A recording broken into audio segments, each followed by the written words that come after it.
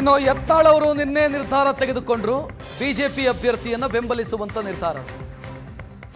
ಬಿಜೆಪಿಯಿಂದ ಉಚ್ಚಾಟನೆಗೊಂಡಿರುವಂತ ಶಾಸಕರ ಪೈಕಿ 3 ಅದರಲ್ಲಿ 2 ಕಾಂಗ್ರೆಸ್ ಜೊತೆಗಿದ್ದಾರೆ. ಯತ್ನಾಳ್ ಬಿಜೆಪಿಯ ಅಭ್ಯರ್ಥಿಯನ್ನು ಬೆಂಬಲಿಸುವಂತ ನಿರ್ಧಾರವನ್ನು ತೆಗೆದುಕೊಂಡಿದ್ದಾರೆ. ನಾನು ಲಿಂಗರಾಜ್ ಪಾಟೀಲ್ ಅವರಿಗೆ ಮತ ಹಾಕುವಂತ ನಿರ್ಧಾರವನ್ನು ತೆಗೆದುಕೊಂಡಿದ್ದೀನಿ ಅಂತ ನಿತಿನ್ ನಬೀನ್ ಅವರಿಗೆ ಪತ್ರವನ್ನು ಬರೆದಿದ್ದಾರೆ.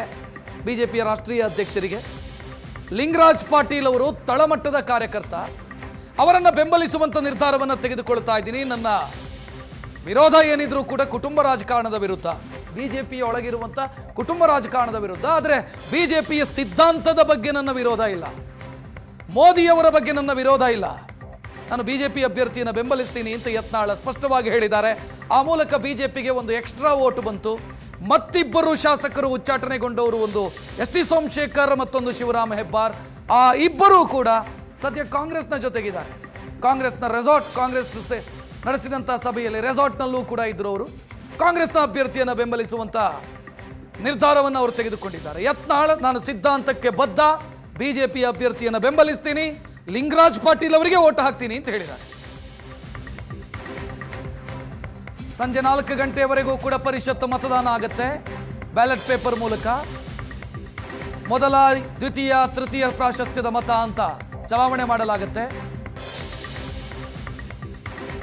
ಸೊ ಯಾವ ರೀತಿ ವೋಟಿಂಗ್ ಪ್ಯಾಟರ್ನ್ ಇದೆ ನೋಡಬಹುದು ನೀವು. 4 ಗಂಟೆಯವರೆಗೆ ವೋಟಿಂಗ್ ಆಗುತ್ತೆ. ಅಭ್ಯರ್ಥಿಗಳ ಕ್ರಮ, ಸಂಖ್ಯೆ, ಹೆಸರು, ಚಿಹ್ನೆ. ಮೊದಲ ಪ್ರಾಶಸ್ತ್ಯ 1 ಅಂತ ಬರೀಬೇಕು ಆದ್ಯತೆಯ ಮೇಲೆ, ಆನಂತರ 2, 3, 4 ಅನ್ನೋ ರೀತಿಯಲ್ಲಿ. 28 ಮೊದಲ ಪ್ರಾಶಸ್ತ್ಯದ ಮತ ಪಡೆದವರು ಆಯ್ಕೆಯಾಗ್ತಾರೆ. 8 ಜನ ಅಭ್ಯರ್ಥಿಗಳು, 7 ಮಂದಿ ಆಯ್ಕೆಯಾಗ್ತಾರೆ. ಚುನಾವಣೆಗೆ ಮತದಾನ ಪ್ರಕ್ರಿಯೆ 9 ಗಂಟೆಯಿಂದ ಆರಂಭ ಆಗುತ್ತೆ. ಸಂಜೆ 4 ಗಂಟೆ ತನಕ ಮತದಾನ ಪ್ರಕ್ರಿಯೆ ನಡೆಯುತ್ತೆ. ಆ ಮತದಾನ ನಡೆಯುವಂತಹ ಮತಗಟ್ಟೆಯ ಬಳಿ ನಾನಿದ್ದೇನೆ. ಇಲ್ಲಿ ಇದು ಪ್ರವೇಶ ದ್ವಾರ. ಇಲ್ಲಿ ಮತಗಟ್ಟೆ 2 ಕಡೆ ಮಾಡಲಾಗಿದೆ. ಒಂದು ಇಲ್ಲಿ ಅಂದರೆ ಯಾರು ಬ್ಯಾಲೆಟನ್ನು ತೆಗೆದುಕೊಂಡು ಬರ್ತಾರೋ ಇಲ್ಲಿ ಟಿಕ್ ಮಾಡಿ ಆನಂತರ ಬ್ಯಾಲೆಟ್ ಬಾಕ್ಸ್ಗೆ ಹಾಕುವಂಥದ್ದು. ಸಂಪೂರ್ಣವಾಗಿ CCTV ಸರ್ವಿಲಿಯನ್ಸ್ ಇರುತ್ತೆ. ಯಾವುದೇ ಅಭ್ಯರ್ಥಿಗಳು ಏನೂ ಕೂಡ ಇಲ್ಲಿ ಹೆಚ್ಚು ಕಮ್ಮಿ ಮಾಡಲಿಕ್ಕಾಗಲ್ಲ. ಮೊಬೈಲ್ ಮತ್ತು ಪೆನ್ಗಳನ್ನು ಕೂಡ ನಿಷೇಧ ಮಾಡಲಾಗಿದೆ. ಇಲ್ಲಿ ಆಫೀಸರ್ಸ್ ಕೂತಿರ್ತಾರೆ. ಆ ಕಡೆ ನೀವು ಮತಪೆಟ್ಟಿಗೆಯನ್ನು ಗಮನಿಸ್ಬೋದು. ಇಲ್ಲಿ ಮತ ಚಲಾವಣೆ ಅಂದರೆ ಬ್ಯಾಲೆಟನ್ನು ತಂದು ಆ ಮತ ಚಲಾವಣೆಯನ್ನು ಮಾಡುವಂಥವರು ಶಾಸಕರು ಈ ಮತಪೆಟ್ಟಿಗೆಯಲ್ಲಿ ಬ್ಯಾಲೆಟನ್ನು ಹಾಕ್ತಾರೆ. ಮತಪತ್ರಗಳ ವಿತರಣೆ ಕೂಡ ಇಲ್ಲೇ ಆಗುತ್ತೆ. ಎಲ್ಲ ಇನ್ಸ್ಟ್ರಕ್ಷನ್ಸ್ಗಳು ಕೂಡ ಹಾಕಲಾಗಿದೆ. ನನ್ನ ಬಲಭಾಗದಲ್ಲಿ ಅಭ್ಯರ್ಥಿಗಳ ಪರವಾಗಿ ಕುಳಿತುಕೊಳ್ಳುವಂಥ ಎಲೆಕ್ಷನ್ ಏಜೆಂಟ್ಸ್ಗಳು ಕೂಡ ಇಲ್ಲಿ ಇರ್ತಾರೆ. ನೋಡ್ಬೋದು ನೀವು ಅಲ್ಲಿ ಕ್ಯಾಂಡಿಡೇಟ್ ಪೋಲಿಂಗ್ ಏಜೆಂಟ್ ಅಂತ ಹಾಕಿರ್ತಾರೆ. 8 ಅಭ್ಯರ್ಥಿಗಳು ಕಣದಲ್ಲಿ ಇರುವ ಕಾರಣಕ್ಕಾಗಿ 8 ಅಭ್ಯರ್ಥಿಗಳಿಗೆ ಪ್ರತ್ಯೇಕವಾದಂಥ ಚೇರ್ ವ್ಯವಸ್ಥೆ ಮಾಡಲಾಗಿದೆ.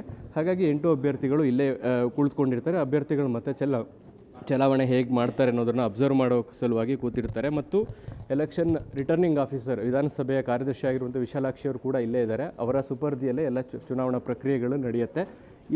ಮತದಾನ ಮುಗಿದ ಬಳಿಕ ಈ ಭಾಗದಿಂದ ಎಕ್ಸಿಟ್ ಆಗಬೇಕಾಗತ್ತೆ. ಒಳಗಡೆ ಯಾವುದೇ ಮೊಬೈಲ್ ತರೋದಾಗಲಿ, ಪೆನ್ ತರೋದಾಗಲಿ ಇದ್ಯಾವುದಕ್ಕೂ ಕೂಡ ಅವಕಾಶ ಇಲ್ಲ. ಮತ್ತು ಎಲ್ಲವೂ ಕೂಡ ವಿಡಿಯೋ ಚಿತ್ರೀಕರಣ ಆಗುತ್ತೆ. CCTV ಕೂಡ ಇರುತ್ತೆ. ಎಲ್ಲಿಯೂ ಸಮಸ್ಯೆ ಆಗದ ರೀತಿ ವ್ಯವಸ್ಥೆಯನ್ನು ಮಾಡಿಕೊಳ್ಳಲಾಗಿದೆ. ಒಟ್ಟಿನಲ್ಲಿ ವಿಧಾನಸಭಾ ಪರಿಷತ್ನ ಚುನಾವಣೆಗೆ ಬೆಳಗ್ಗೆ 9 ಗಂಟೆಯಿಂದ ಸಂಜೆ 4 ಗಂಟೆಯ ತನಕ ಮತದಾನ ಪ್ರಕ್ರಿಯೆಗಳು ನಡೆಯುತ್ತೆ.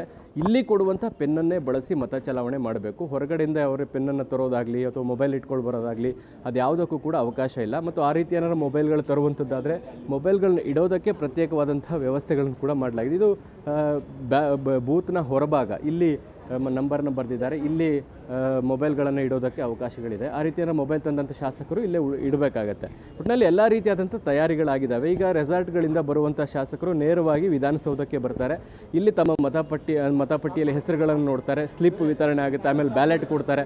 ಆನಂತರ ಬ್ಯಾಲೆಟ್ನಲ್ಲಿ ರೋಮನ್ ಅಂಕೆ ಅಥವಾ 1-2 ಇಂಗ್ಲೀಷ್ನ ಅಂಕೆಗಳನ್ನು ಬಳಸಿ ಮತ ಚಲಾವಣೆಯನ್ನು ಮಾಡ್ತಾರೆ. ಕ್ಯಾಮರಾಮನ್ ಮುನಿಯಪ್ಪ ಜೊತೆಗೆ ಮಾರುತೇಶ್ ಹುಣಸನಹಳ್ಳಿ, ಏಷ್ಯಾನೆಟ್ ಸುವರ್ಣ ನ್ಯೂಸ್, ಬೆಂಗಳೂರು.